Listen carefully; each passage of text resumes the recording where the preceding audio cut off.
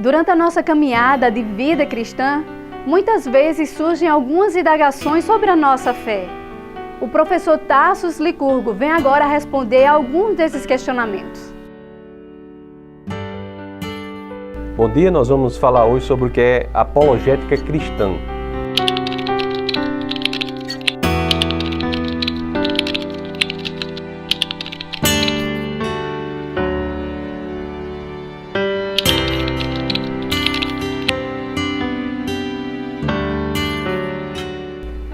Apologética é um termo proveniente do grego que em português quer dizer falar em defesa, apresentar as defesas de algo. Quando nós vamos para a Bíblia e olhamos no livro de 1 Pedro, no verso 3, no capítulo 3, no verso 15, nós lemos o seguinte: Antes, santificai a Cristo como Senhor em vosso coração, estando sempre preparados para responder a todo aquele que vos pedir razão da esperança que há em vós. Esse texto em grego, quando ele fala da razão da esperança, está apologia. E, portanto, apologia é a palavra em grego que dá em português a palavra apologética. Assim, apologética nada mais é do que apresentar as razões da fé que você tem, as razões da esperança que você tem, da esperança que há em você. Há várias funções para a apologética. Há funções tanto para o cristão como para o não cristão. Para o cristão, a apologética faz com que a fé que ele tem seja fundamentada, seja sedimentada com a razão, ao ponto de que ele estará fortalecido quando os ventos da incredulidade bater à sua porta. E para o não cristão serve para demonstrar que a crença em modelos de ateísmo, em modelos não cristãos, são crenças menos razoáveis do que a crença no cristianismo. Serve, portanto, para demonstrar que o cristianismo é um modelo de pensamento extremamente razoável do ponto de vista da racionalidade, da razão, da intelectualidade. E, portanto, dizer para esse tipo de pessoa que ser cristão é, na realidade, buscar a verdade não só com o coração, mas também com a mente.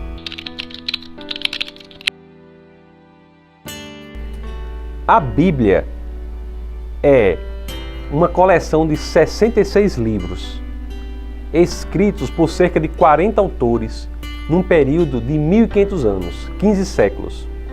Como diz Ravi Zacharias, na Bíblia você tem livros sobre filosofia, sobre história, sobre pensamento sistemático, pensamento teológico. São livros que foram escritos nos mais diversos estilos literários, por pessoas absolutamente diferentes, em lugares e épocas diferentes. Pra você ter uma ideia, há livros que foram escritos no deserto, no caso de Moisés, e há livros que foram escritos no palácio.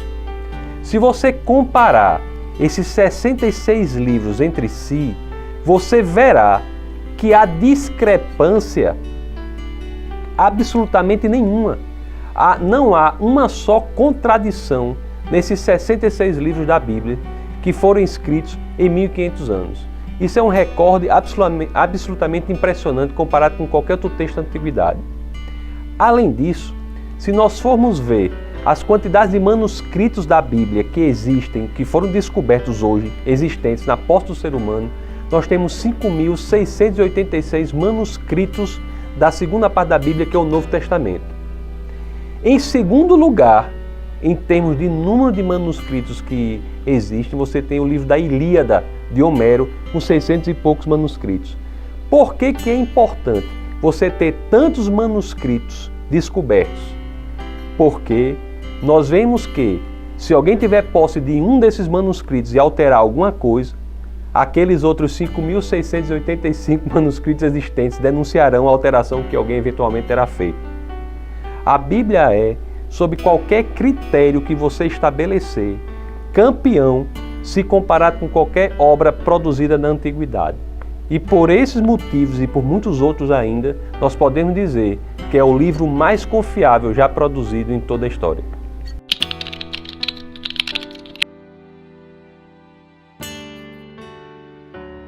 Um questionamento muito comum é se a Bíblia que temos hoje representa o mesmo texto que foi escrito pelos autores da Bíblia. Ou seja, as pessoas questionam se houve alteração no texto bíblico com o passar dos anos? A resposta para isso é muito interessante. Deus teve uma estratégia de manter a sua palavra da seguinte forma. Ele fez com que muitos manuscritos, cópias na língua em que a Bíblia foi escrita. A Bíblia, no que diz respeito ao Novo Testamento, foi escrita em grego. No que diz respeito ao Antigo Testamento, foi escrito majoritariamente em hebraico, com algumas passagens em aramaico. Há cópias que foram encontradas desses livros, na língua em que eles foram feitos, de maneira que não há como se alterar esse texto sem que as outras cópias denunciem que aquela cópia em especial foi alterada. Se algum original fosse mantido naquela época, poderia ser que alguma pessoa, dona daquele original, pudesse ter alterado alguma parte. E isso não é possível porque a Bíblia foi mantida por cópias de originais que foram produzidos nos lugares mais diversos do planeta, pelas pessoas mais diversas.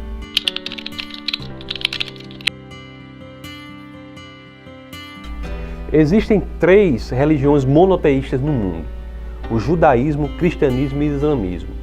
No que diz respeito ao islamismo, o livro sagrado deles é o Corão, por alguns chamado de Alcorão.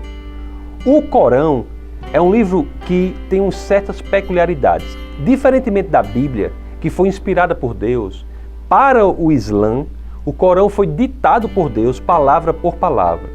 Por isso que eles não querem atualizar o Corão. Eles têm de ler, decorar o Corão no árabe em que Deus teria ditado para Maomé. Muitas pessoas hoje que falam árabe como sua língua mãe não conseguem entender o que diz o Corão porque eles repetem um árabe muito antigo que eles mesmos não usam hoje nos países que falam árabe. Quando você consegue traduzir o Corão e ler o Corão, você vai ver, por exemplo, que ele fala muito bem de Jesus Cristo. De Abraão a Maomé, para o Corão, todos foram profetas. No que diz respeito à religião judaica, nós temos o Tanar, que são os textos sagrados do judaísmo. A primeira parte é a Torá, que é exatamente os 5 primeiros livros da Bíblia, o Pentateuco. E os demais livros são os livros proféticos, etc., etc., que somam os mesmos livros do Antigo Testamento da Bíblia. Nos livros judaicos, às vezes eles colocam 2 livros do Antigo Testamento em um só, mas os textos são exatamente os mesmos do Antigo Testamento da Bíblia. No cristianismo, nós temos o Antigo Testamento e o Novo Testamento que formam a Bíblia. Mas temos uma situação única, uma peculiaridade, uma idiosincrasia do cristianismo que difere de todas as demais. O texto bíblico ele é aberto à investigação, é formado de 66 livros que garante a sua confiabilidade por terem sido escritos por 40 autores no período de 1500 anos nos mais diversos lugares. E tem algo a mais. O cristianismo coloca como fundamento do seu sistema de crenças um fato histórico, um fato que pode ser investigado historicamente. Para o cristianismo, assim como diz a Bíblia, só há sentido nessa crença se um homem ressuscitou, que é Jesus Cristo. E a ressurreição de um homem é um fato que pode ser investigado historicamente e talvez tenha sido, na história da humanidade, o fato que mais foi investigado.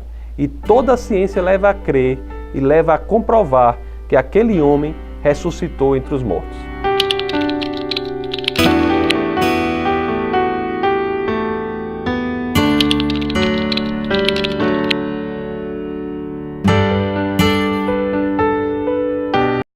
Muito interessante, não é mesmo? Então você não pode deixar de assistir. O próximo sábado teremos a continuação com o professor Tassos Licurgo aqui no Mensagem de Esperança. E para encerrar o programa de hoje, eu gostaria de deixar um grande abraço para todos os nossos telespectadores, os nossos irmãos em Cristo que nos ajudam em oração, que intercedem por nós. Deus abençoe a vida de vocês. E eu te vejo no próximo sábado, em nome de Jesus. Quero convidar você para o dia 6 agora de junho, na quarta-feira, nós vamos ter a grande vigília do culto do refrigério. Será um tempo abençoado, onde a presença de Deus irá fazer a diferença, como tem feito nesse lugar.